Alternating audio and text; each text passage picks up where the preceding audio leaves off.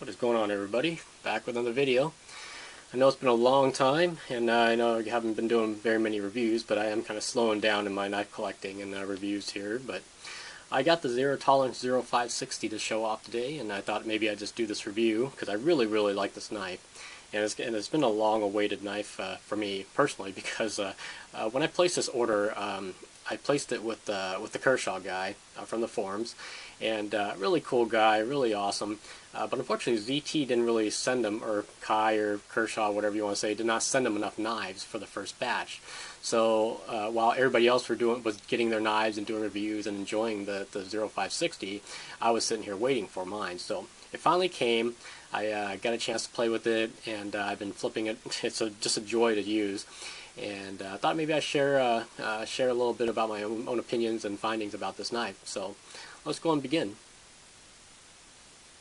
Okay, so upon looking at the Zero Tolerance 0560, you can tell there's a lot of Rick Hinder elements within it. This is very similar to the design, or overall design, of the XM series of knives, you can tell. Very nice.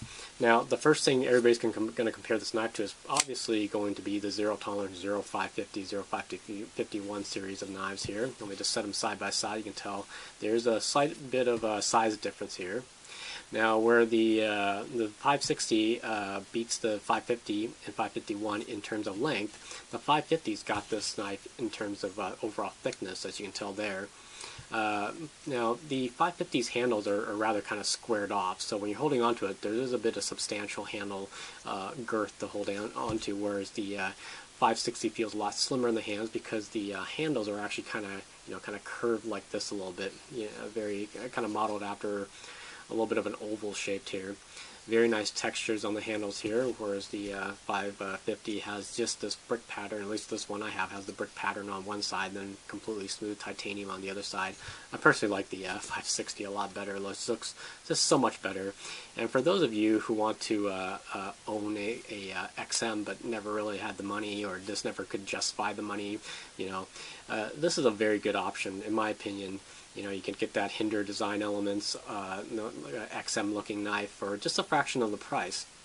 The one thing I did notice about this knife is really cool is that the grind lines on the blade are very similar to all my other ZT knives.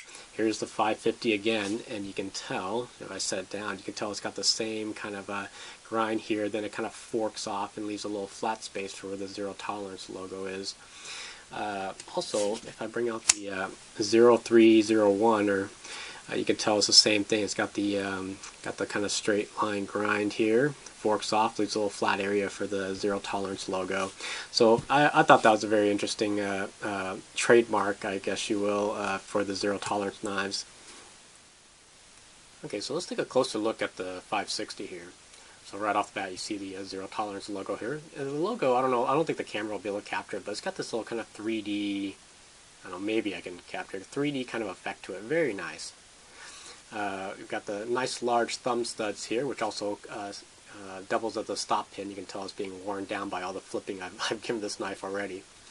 It's got some jimping on the top of the blade spine, which matches up very nicely with the jimping on the back of the handle scales here. It's also got some jimping on the flipper here, which I'll talk about during the deployment part of this review. Here's a frame lock you see. The one thing I like about this frame lock is that there's really no massive gap in the frame lock itself, which I'll show you here in the 0550. You see how much larger the gap on the 550 is. So very nice. And being a Rick Hinder design knife, of course, it's going to have the Hinder lock stop on there. Got a nice pocket clip.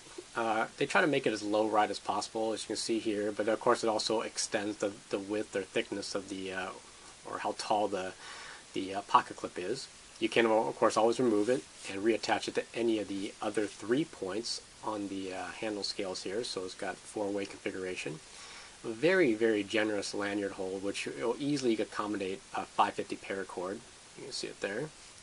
It's got a few standoffs on the back, along with the stop pin here. Again, the majority of it, of the pressure is being relieved by the thumb studs here. And of course the flipper doubles as a very generous choil here. It's kind of hooked back, so when you're holding on this knife, your fingers aren't going to slip away from you under heavier cutting loads. It's got this nice texture on the handle here. I love this, absolutely love it. Toward the end of the video, or any part of this video, I'm going to be showing off some high dynamic range photography of the 0560 here, and you guys can see a little bit more of this beautiful texturing that is included on here, but very nice. So the blade is very sharp from factory. And not to say it's a very beautiful blade, you know, pretty simplistic actually in terms of what you see today in the market, or some of the more wicked blade grinds. Very traditional looking blade with a nice kind of a sharp point, a little bit of belly, straight edge, and very simplistic grinds on there. Got the zero tolerance logo, which I showed you earlier, that has a 3D kind of 3D effect on there.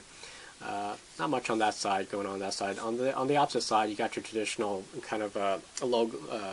Lettering on this side. You got the LMAX Steel logo. Here's my serial number, number 390. And of course, Kai USA, Hinder Design, and the 0560 logos on this side. Aside from that, the blade is pretty much sterile. Ergonomics are very nice, very comfortable to hold on to. My only one gripe about the handle is probably the pocket clip, because I mean, in the left hand it seems kind of fine because you know, my fingers are wrapped around the pocket clip. But of course, on the right hand, I got this little part that sticks up that kind of digs into this part of my palm here when I grip onto it. Of course, your mileage may vary because everybody has different sized hands. I kind of have like medium to small hands here. I probably will be taking the pocket clip off because I really don't need it. I probably just, most of the time now, I've just been slipping the knives into my jeans pocket, and it's been staying there. So the other thing about the handle that I find is also while it does have excellent jimping all around, some parts of the knife, especially near where the jimping is, it's very hard cut. So if you were to grip the knife really, really hard, I actually get some hot spots right here where my pinky and my ring finger kind of land here. And if I was like use it under like heavy load or heavy pressure by gripping it, you know, heavy stress, I do feel a little bit of this handle part cutting in. But on the other hand, you know, it's very nice because this offers a lot of grip. And you can totally feel it. It's very hard cut. They did not bother to round off much of the jimping here at all. Neither the jimping up here is really, really hard cut. Now the only thing is that on the jimping on the back of the blade spine is really not as hard cut. It's actually kind of smooth and rounded off a little bit. So it's mainly all the handle scales that are like that are hard cut. Now on the back of the knife, you notice there's actually no jimping at all. So if you were to hold it in a reverse grip, there's nothing here to, you know, hold on to. It's kind of rather slippery here. The only salvation is to put your thumb on top or on the very, very back of the handle and use that as a leverage if you were to use this in an ice pick fashion. But aside from that, love the handle. Plenty of real estate for even the biggest of hands to hold on to. Very, very comfortable, and you know, it's just a joy to use, really. Okay, so let's check out the deployment of the 0560. Naturally, you're going to want to just use the flipper, and it has this kind of like reverse shark fin design where it's really nice. It hooks onto your fingers, and you can deploy the blade really easily. Completely ambidextrous, as you can tell here. You can even use the thumb stud, so it's whatever to your liking. Now, the one thing I didn't understand about this flipper is the fact that they put jimping on the back part of the flipper here. See that? So essentially, it makes you think that, you know, there could be a little bit of traction gain from pulling on it, but you can't. You know, even though there's jimping there, I mean, really, there's no point in pulling on the back part because I can't even deploy the blade that way. So you're always going to want to hook your finger on the opposite side and just pull back, or rest your finger on top and push down. But so I really don't know why they put that jimping on the back, because it's really, if you look at my Kershaw Volt here, the flipper, which could have used some jimping, is actually really smooth. So it's really hard to gain traction on that, you know, on the flipper itself. So, and the deployment of the knife is extremely smooth, actually. And for a ZT knife, all my other ZT knives aren't really this smooth, you know, manually. And this is just really, really smooth.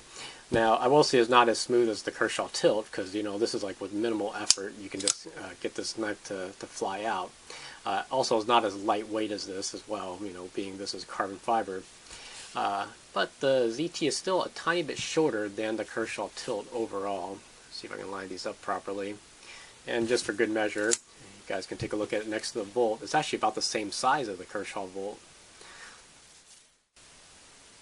Okay, so to sum everything up, I think right now, this is my favorite zero tolerance knife to date.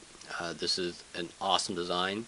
For finally, you have a chance to kind of own like something very, very close to the XM18, XM series of knives from Rick Hinder, the custom versions, for a fraction of the price. And you guys know XMs are pretty overwhelmingly priced, actually, as most custom-made knives are.